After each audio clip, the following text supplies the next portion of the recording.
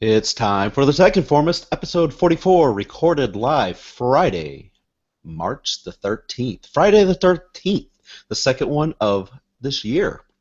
My name is Kevin Harvell. I am also joined by a good friend and co-host, JJ Hammond. How are you today, JJ? Pick it up, boy. Are you just gonna stand there and bleed? Uh, Pull that smoke wagon. All oh, right, so Lord, it's Lord. Tombstone Friday. That particular moment where he slaps the crap out of I Billy want to Bob say Thornton's character. Billy Bob Thornton, which I hate Billy Bob Thornton. I'm glad that he What? smacked him. I wish he smacked him hard enough that he actually draw blood. But anyway, so he Well, in the smacks the movie he guy. did. He smacks the guy with a horsewhip, and he goes, pick up that gun. And he's just like, are you just gonna pick it up or stand there and bleed? And he just stands there and bleeds like a little girl, and I like it. Well, I shouldn't say like a little girl because that's derogatory to little girls. So let's just say, um, I apologize for that reference. Let's just say he stands there like a weak piece of crap, and I really enjoy that. Anyway, so because again, I don't want to take away from that. But anyways, this is a show. We are live. We are happy to be here. I'm happy to be here with our chat room. I'm happy to be here with you, Kevin, as always. Yeah, and people, you And can see JJ today. Whoa! yeah, you can see me. Crazy. I know it's a JJ sighting. Yeah. Let's not blow this out of proportion. Like Leanne Um, says, JJ yeah. back on cam? Must be a Right. special Friday. Well, so I'm growing this mohawk, which is starting to kind of look pretty awesome. So I'm looking forward to showing it off when it actually grows all the way out. But anyway, so yeah.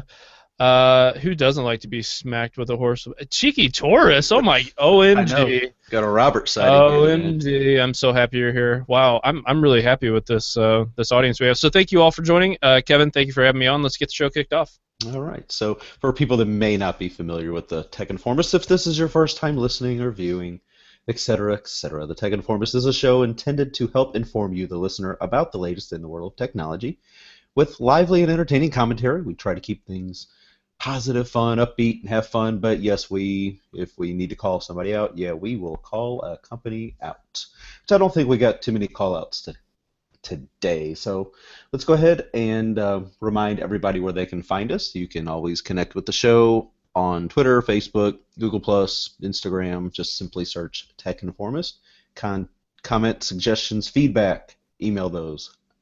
Contact at thetechinformist.com.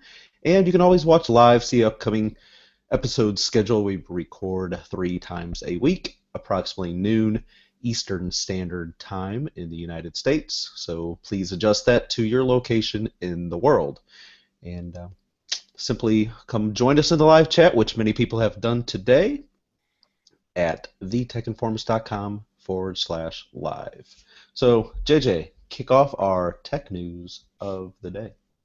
Yeah, I'd like to go ahead and kick off the first news story. How's my audio sound, guys? Does it sound good? Sound phenomenal. Yay! DirecTV has been a very bad boy slash girl, whatever. Indeed. No, don't get me wrong here. Rob Lowe's imitation of a cable subscriber is hilarious in an elitist kind of way. But DirecTV has been caught with its hand in the proverbial cookie jar. So this post comes to us via actually several different news outlets, but the one that I kind of found more instructive was the Washington Post. Now that was recently bought by Amazon's leader, supreme leader. But ever since DirecTV advertisement that seemed too be good to be true, yeah, government consumer watchdogs say you were right to be wary. The Federal Trade Commission announced Wednesday that it is charging DirecTV, the nation's largest satellite television provider, with deceptive advertising, alleging that the television provider tried to trick customers into deals that would leave them paying more than expected for their television service.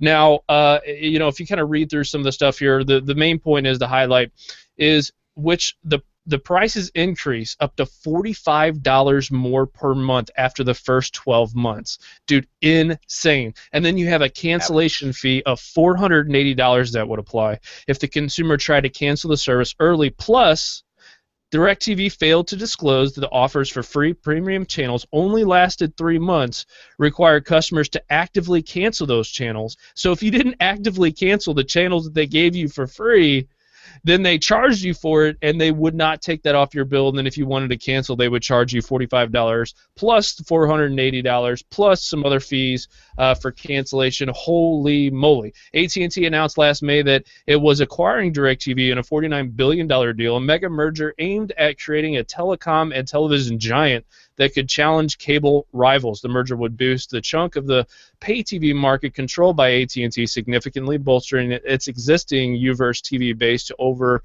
which is at 20 million, and then some DirecTV subscribers in the United States. But the deal is pending before federal regulators right now, who are also considering other significant consolidation schemes in the television space, like Time Warner's proposal. So this is just another example of reading the fine print before entering into these contract deals, and why we should champion more companies that are forthright and that don't try to lock you into a contract right out of the gate. What do you have to say about this, Kevin?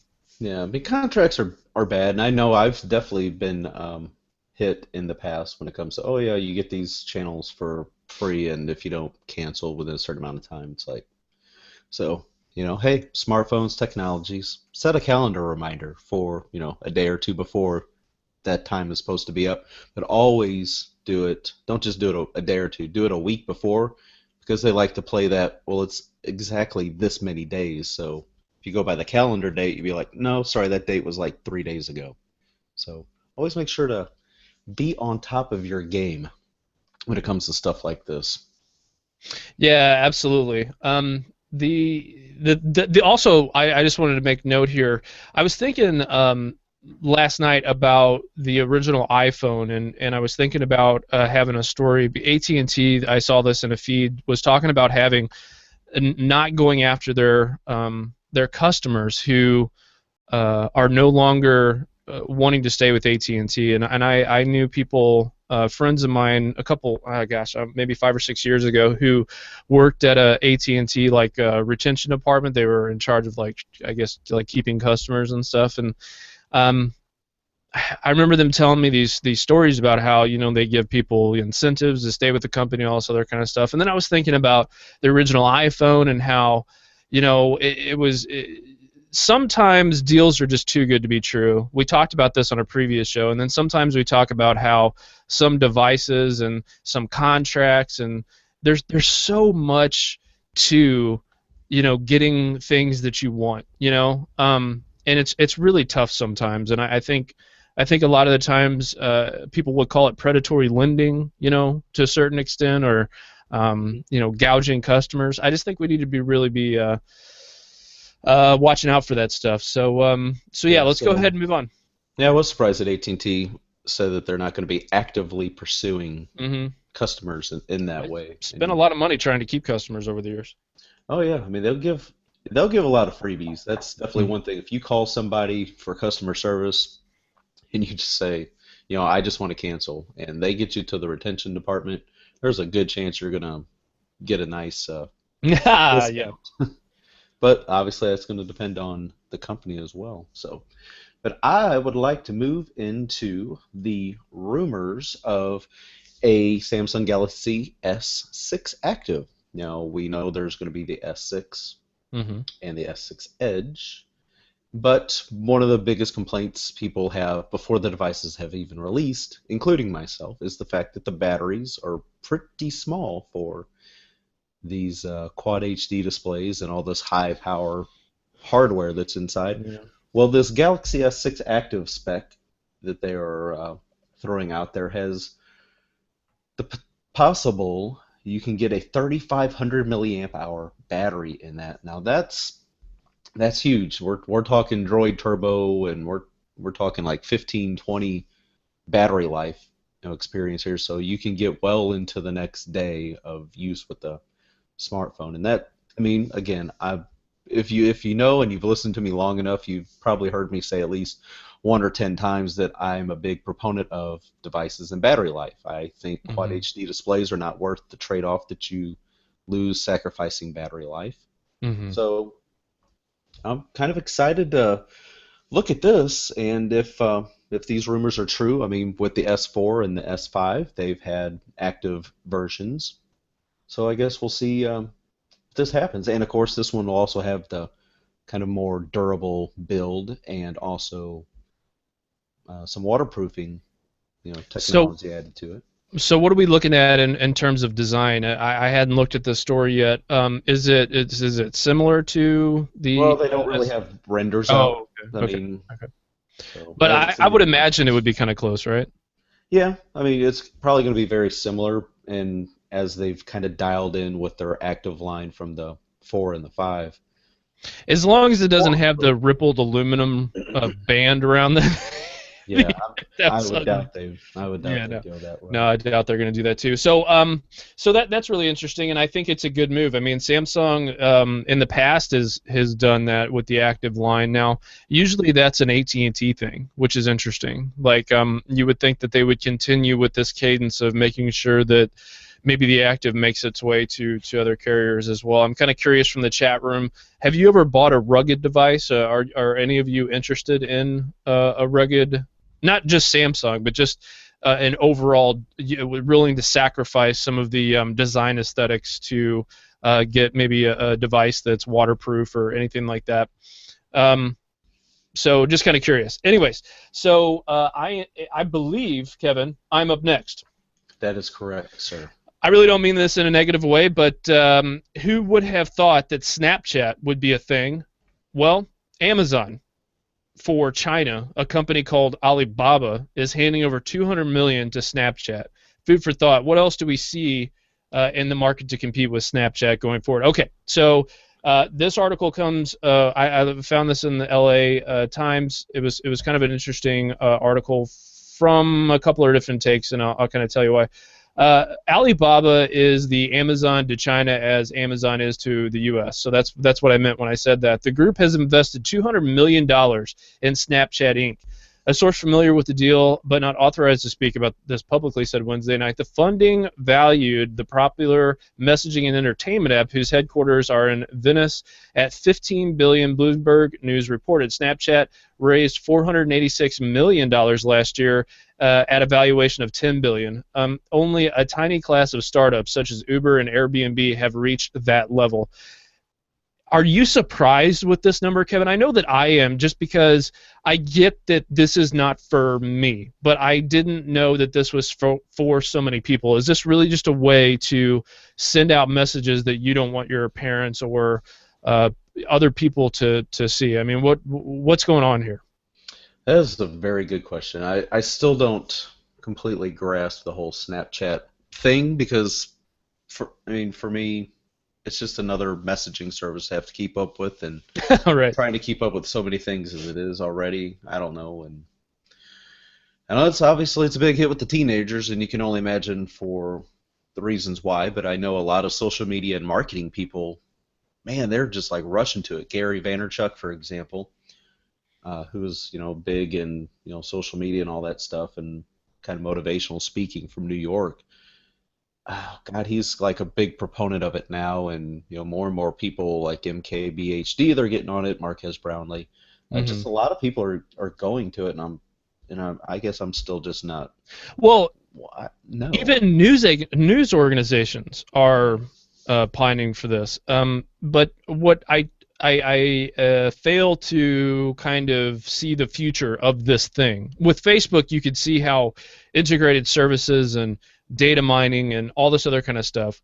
Um, but then once that kid or person goes outside of the, I want to say it's what is it, 14 or 13 to 14 to 30. I think it's all the way up to 35-year-olds use this thing. Which, if you're 35 and you're on Snapchat, it's probably highly likely it may be a little creepy. No, I'm just messing with you. But I think that it's weird that news channels are now promoting this as a possibility. And the reason why I say that's weird is because what does that return on investment, the ROI, look like from having that as a way to engage your audience? So I'm just a little curious about that. Um, and I'm looking forward to see a lot of lot of talk in our chat room about this. So obviously we struck a somewhat of a chord here. Right. But very interesting stuff. So Kevin, you're up.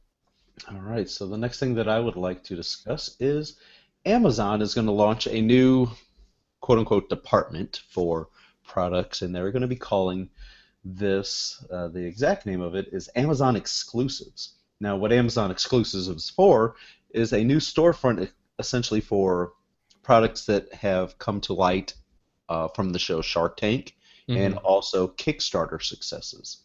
So, as most people know, Kickstarter is very popular for crowdfunding and helping companies get their products up off the ground and get funding to go full-fledged into production. And so Amazon's kind of wanting to get involved here and kind of be the exclusive retailer for things like this. Let's see, the offering, this is from entrepreneur.com actually, but it's not entirely exclusive as it turns out.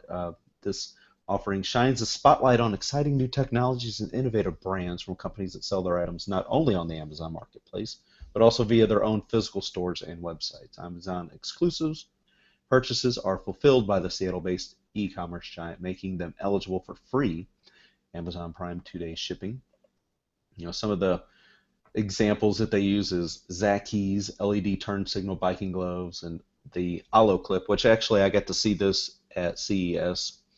It's a little camera clip with different lenses that you can slide obviously right on top of an iPhone or iPad actually, that kind of gives the camera different effects like fisheye and kind of macros where you can get like really zoomed in, which actually seeing it demoed in their booth at CES was really impressive.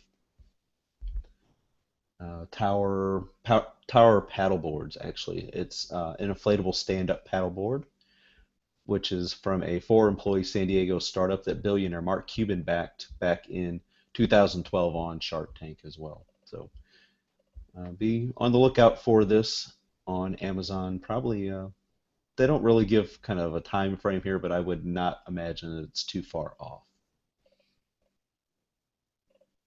So what are your thoughts on this, JJ?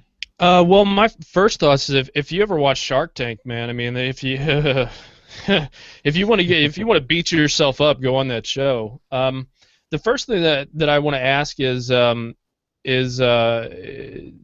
what do we see from what do we see of the end result at the end of the day with technology moving so fast, with design changes? By the way, I was watching a show last night and I saw a guy, he was using an Apple, I want to say it was a MacBook or whatever, with the glowing Apple sign in the back. And I was thinking in my head, I don't think like this, but I think other people will think like this. People are going to go, oh my God, that's so like 2014 to have a glowing Mac emblem on the back there, because the new MacBook so doesn't have that and it's not in gold, so whatever. you know, but it's this idea of a fast-changing industry that changes faster than products can be made. Do you feel that that's true with the electronics side of it? Amazon, to me, and Shark Tank and other stuff like this, you almost have to have something that is based right next to your audience. Okay, so for example, I remember watching the show one time, and I remember seeing something about ink cartridge distribution, and I was thinking, and we had a similar topic when we were talking about manufacturing in the U.S. If you have a manufacturing like plant that has like a 3D printer or something like right next to a town or a city or something, and that town or city has X amount of, say, iPhones, okay, and then you have this manufacturing plant and you say, okay, guys, check this out. You can get this in a day or 2 days or whatever, or you can just swing down by the store, or we can ship it to you however you want to do it. And if you want to have like a super micro lens, because a lot of people are into micro photography, okay? Mm-hmm. So you put that for photo like accessory on the back of your iPhone, and then you're able to take like super de-duper high-res photos of something that's really, really small.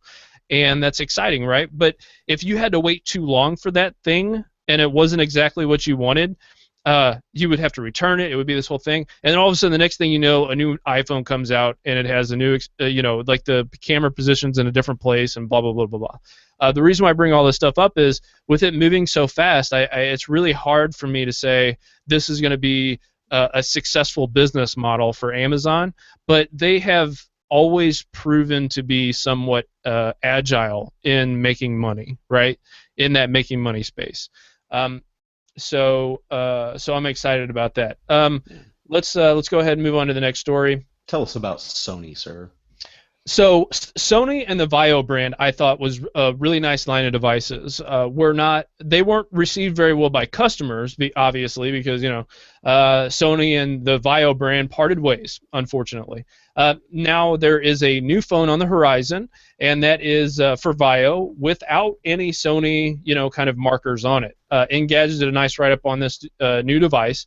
So there's a link in the chat, there's a link in the show notes. The first thing you should all think about when you see this thing is it's an exact replica of the LG Nexus 4. It's creepy. Yeah, it looks a lot like it. I mean, down to where the speaker is positioned on the back of the phone. I know. It's really nuts. It's really, really crazy. So I'm sad in one particular instance because there was a Sony Vaio Surface, the original Surface competitor, that was just gorgeous, and it had run full Windows and was almost the same size. It was light, it was thin, it was gorgeous. It was a Vaio line. It had a really nice hinge in the back. I really thought that they were doing a good job blazing a trail for Windows devices, and when Sony shut down their PC side, I was like, son of a, I was just not happy about that. But I get it. It's a cutthroat business, and with the removal of adware and with the removal of all this other different kind of stuff, it's tough for PC makers to make huge profits on this sort of thing. And Raul, we've been talking with him about back and forth about how Sony's really just back and forth on this idea of trying to keep their hardware division just in general at this point. Right. For their mobile side, obviously PlayStation is doing phenomenally well. They're going to keep on with that. But so this story represents to me what Sony could have done if they maybe would have stuck with it. But it also represents that if any newcomer to the smartphone space, you're going to lose. I'm sorry, but we live in an iPhone and Samsung world, period. And if you go down a tier from that, it's LG and the G3. It's doing really well for LG, I think. And that's on the Android side, and then the iPhone side, you still got plenty of people who are buying the 4Ss and the 5s still, and the 5Cs and all that. So just keep out a look for that stuff. But Kevin, this next story that you have in here, our chat room actually was talking about earlier, but I cannot wait to talk about this because I watched this, and I'm not an emotional person. I mean, I may be a little crazy in the mind, but I saw this, and I was like, man, this is cool. Did you have to grab a tissue or a Kleenex or something? Well, no, I was just like, I didn't think it was possible for me to like Robert Downey Jr. any more than I already do. Mm-hmm. But then, when all this happened, and so I was just like, I know we all are like, oh, feel-good stories, whatever. Like, we need to be talking about stuff that matters. Well, you know what? This matters. All right, so go ahead, Kevin. Right. So on a not too, distant episode, we kind of talked about a 3D printed prosthetic that was given to a teenager so he could, actually physically play a guitar, and he was able to, learn to play the guitar by using this prosthetic. Now, Robert Downey Jr. and Microsoft have teamed up to give a 3D printed arm to a child in need.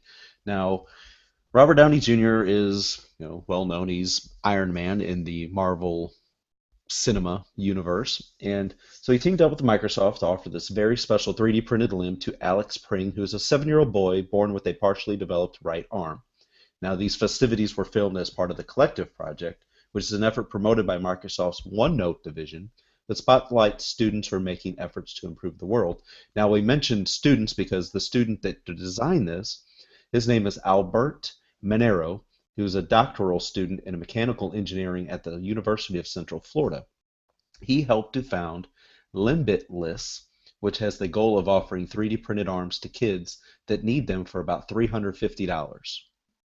So $350 is a much cheaper price than what normal prosthetic limbs cost, of course.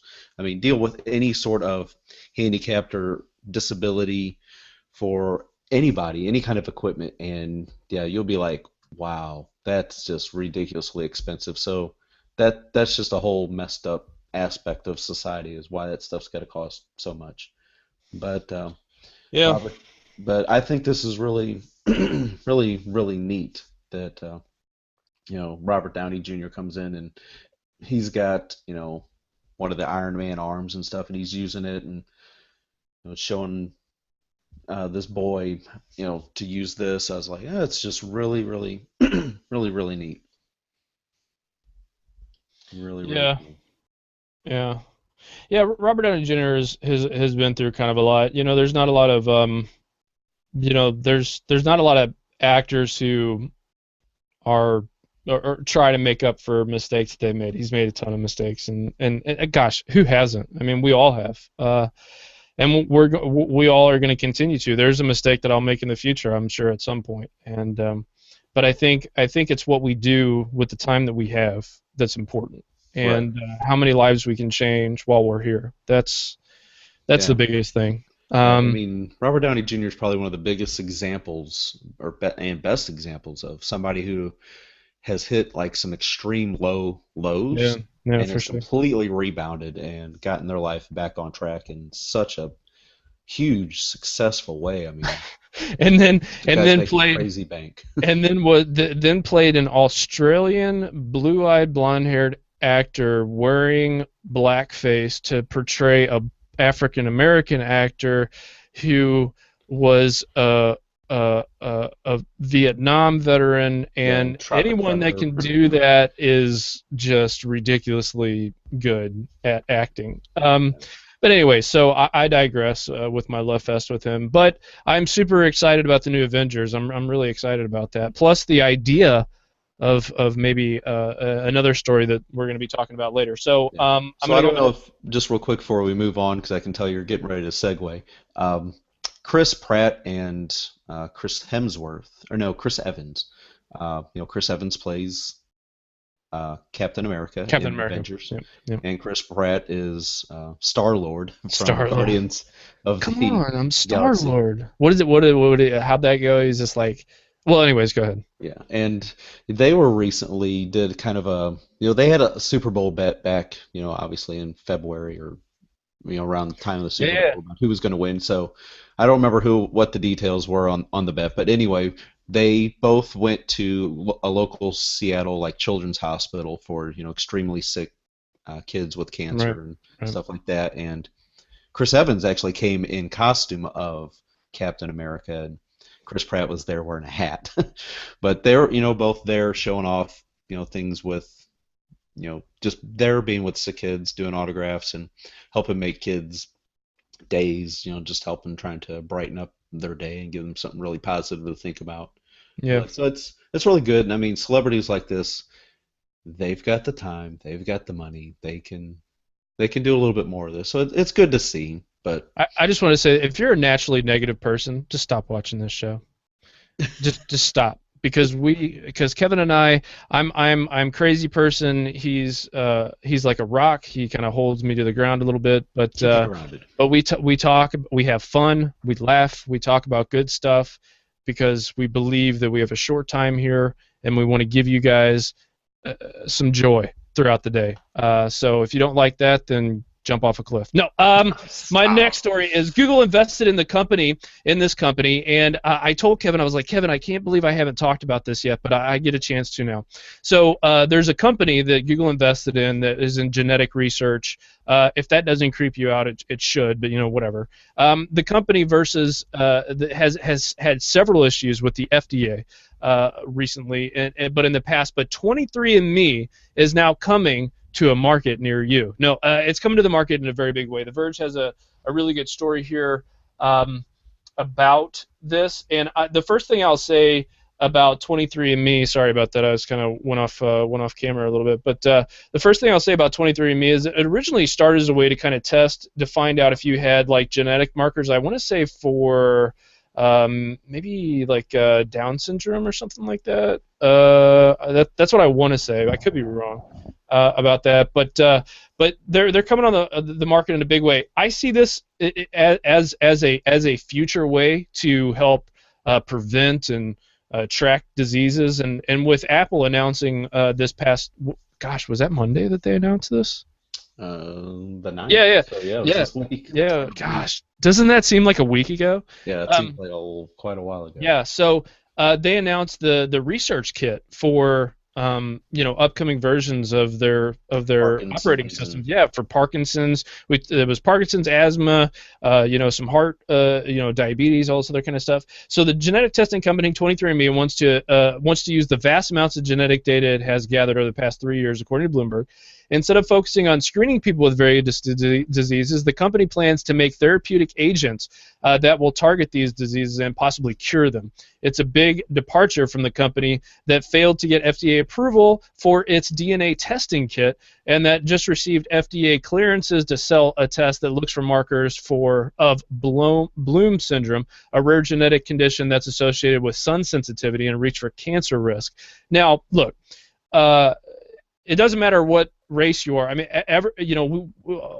it's possible that somebody's going to get, cancer. I think 1 out of every 2 men on the planet are going to have cancer at some point in their life, which is a creepy statistic, by the way. Right. So it's all about detection. Can you detect it early enough to stop the spread of those things? That, for the most part, don't get me wrong. Even if you detect it early, you still might have it from it. But 23andMe picks up and targets this stuff. I'm excited about this, but I don't know how excited I am about Google being a part of it. But you know what? They run the show. When it comes to search. So Kevin, what do you think about these kinds of things?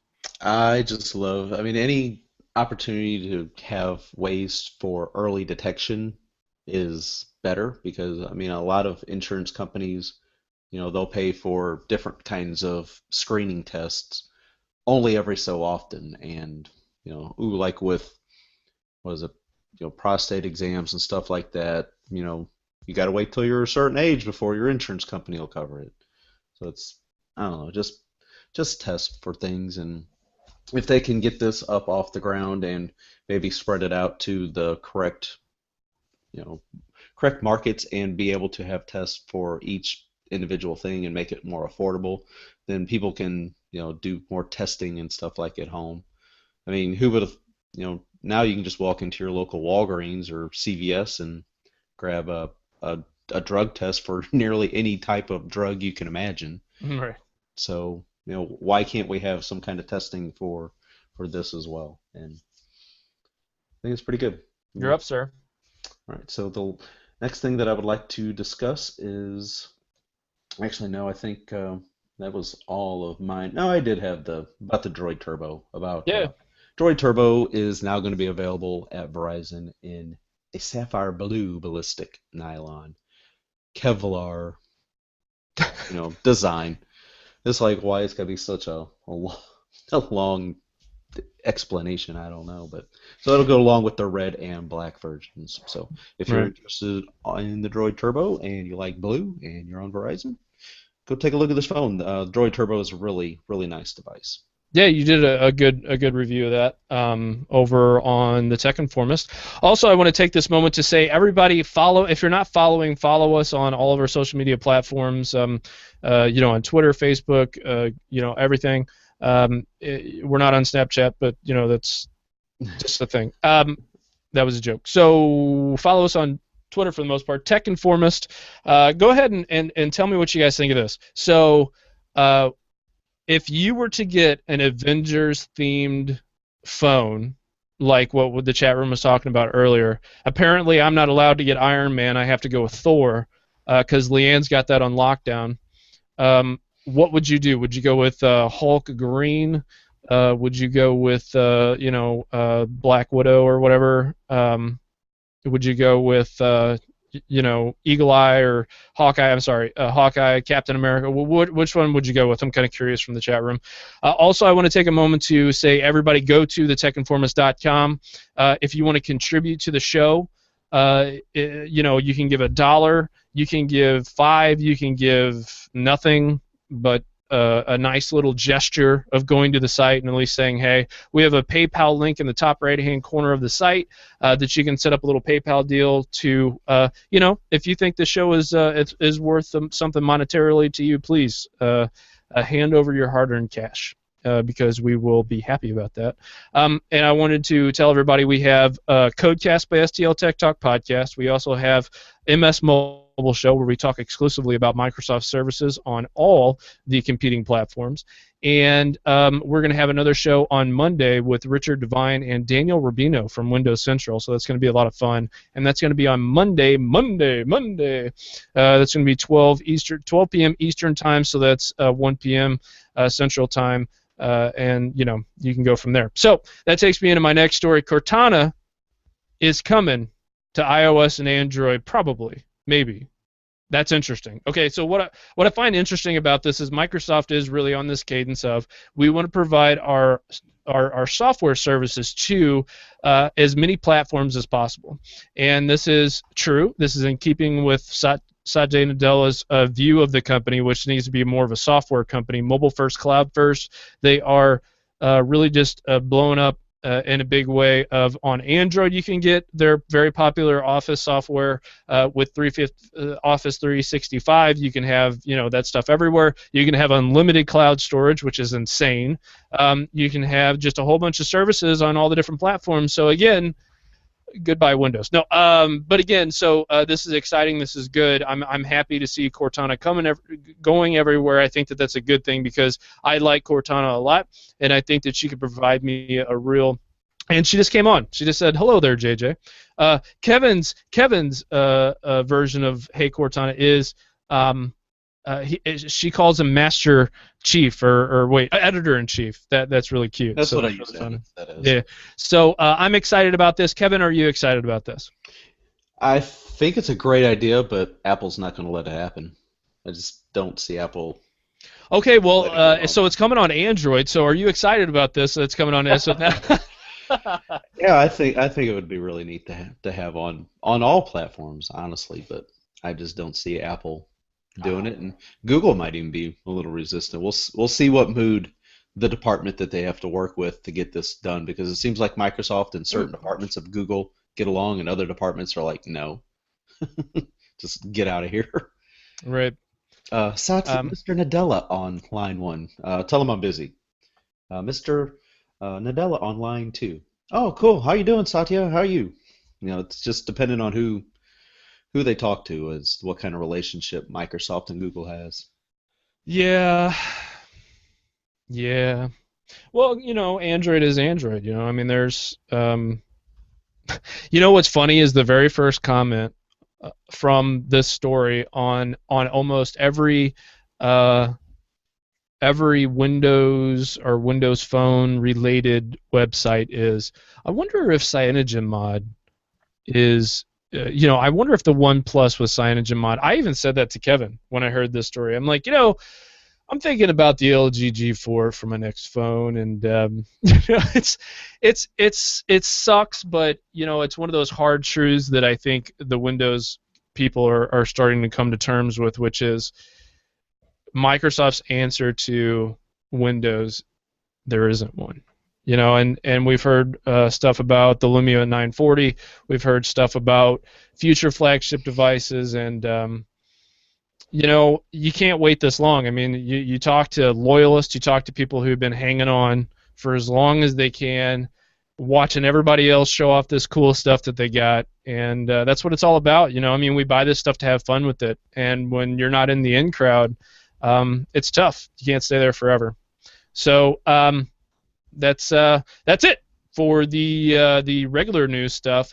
Now I told you, chat room, I said the Avengers, but all of you seem to be drifting towards the Punisher, right? Which is hilarious, in several different ways. But thank you all, chat room. I always have a lot of fun with you guys, and thank you for all being there. So thank you all. I really, really appreciate it. Iris recognition scanner. Yeah, I saw that. That would be interesting if that happens. Raw's always a reliable source there. So I want to hop into our application picks. Now, I haven't had a lot of application picks recently, so Kevin's like, why don't you just throw both of them out there, dude? Because I was like, do I do this one or this one? Okay, fine.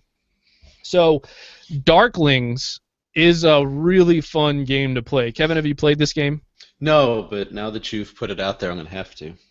You're gonna have to. You're gonna Yeah, I'm gonna have to. have to. It's gonna be gorgeous.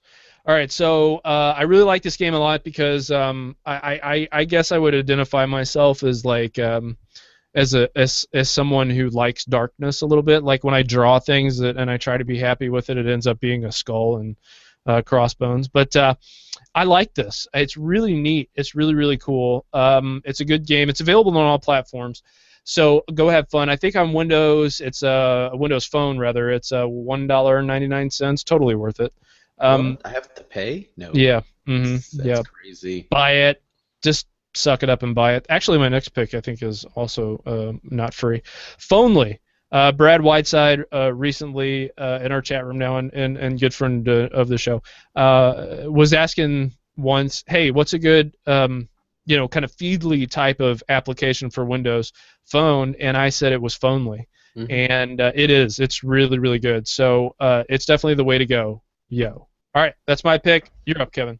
All right, so I'll talk a little bit about music. Normally I don't do a music pick, but today I am going to do a music pick, and it's from the band Muse, Muse, and it's the song called Psycho.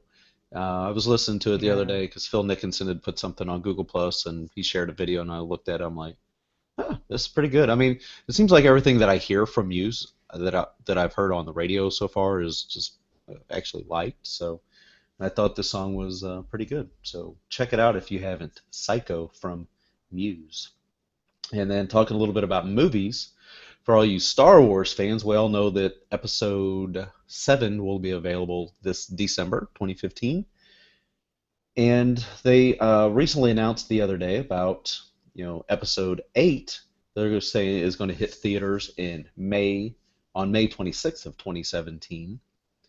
But in between that, in December of 2016, they're going to have a standalone, kind of not necessarily a spin-off, but a standalone Star Wars movie that is going to be called Rogue One. Now, obviously, it's probably going to be centered around the Rogue Squadron of X-Wing fighters.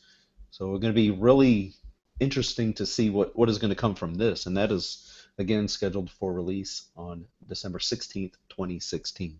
So hopefully they can get all these things filmed and stuff while people that are involved are still around. Because I mean, if you want to have any original characters make pop-up appearances and stuff like that, you might want to keep Harrison Ford grounded. That guy is bound and determined to like. Well, I think his wife, Calista Flockhart, said, "No, you're done. You're done, sir. You are done. Yeah, you're grounded, literally. Yeah. You're not taking off. You're not taking off for flight anytime in the near or distant future. Yeah. So there you go. If you're a Star Wars fan, you got plenty of stuff coming down the line. Yep. And that's good. It's going to be pretty cool to see all that stuff. I had so much fun with you guys. Thank you for making me have a good Friday. I really appreciate that. Yeah, it's kind of a dreary day here in St. Louis today, nice and cloudy and rainy and just with everything that's going on, we're making national news, but definitely not in a good way. Oh yeah, around here. So yes. Brad Whiteside says Xbox Music is going to be $31.41 tomorrow only on the Microsoft Store. A full year. Holy. That's not a bad deal, man. And you can stream tons and tons of Xbox music. Yeah. Well, speaking of Xbox, I know it's kind of a little bit late, but Titanfall is going to be Titanfall 2 actually is going to be. They're working on that obviously as a sequel, and they've also made, I think, the season pass for Titanfall is now free, and Titanfall is not going to be an Xbox exclusive with this next version. Well, they're taking the lead from Microsoft cross-platform, right? Yeah. Mobile first, cloud first. Screw loyalist. I mean, make more money. No, So Pi Day is tomorrow. So happy Pi Day for 3/14, March 14th. 3/14. Yeah. Kevin, do what you do, sir. All right, so we'll wrap this thing up. Again, thank you everybody for joining us today in the chat room. We had a really great group of people in there today. Some regulars and some new Some not people. so That good. was good, always good. Well, a lot Mhm. of people were actually watching, looking at the live numbers. So thank you all to them, and thank you all of those that listen after the fact and also watch the replay of the Tech Informist. So my name again is Kevin Harvell. You can find me on Twitter at Kevin Harvell, and you can find JJ Hammond on Twitter as well at JJ Hammond Music. Mm. So from everybody here at the Tech Informist, have a great weekend, and until next time, we are out.